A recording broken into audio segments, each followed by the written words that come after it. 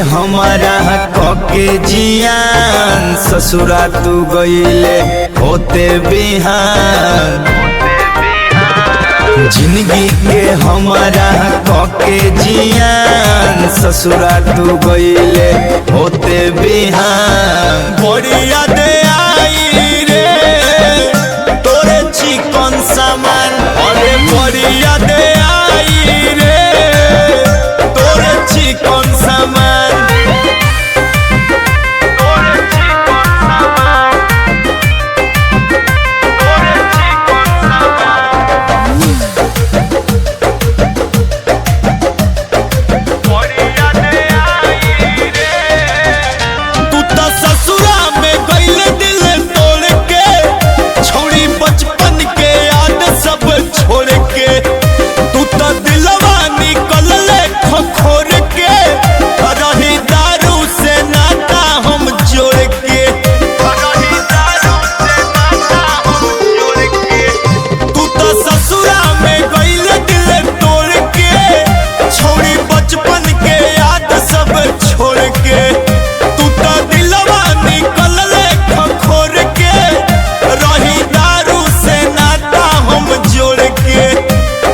हमरे से चलल तोहर खान पान, देखते नो देखते भइले जवान। बड़ी याद आई रे तोरे चिकन सामान, अरे बड़ी याद आई रे तोरे चिकन सामान।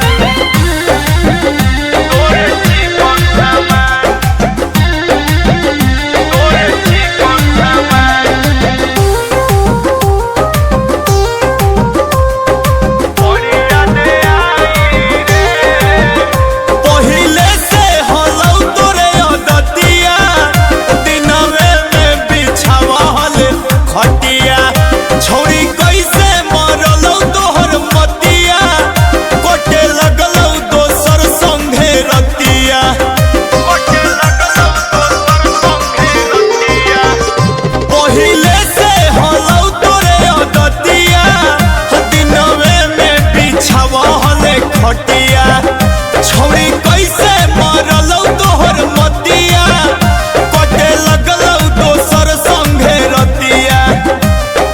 भूलन भोजपुरिया के हले तू जान, पल भर में हमर मिटा देले ना।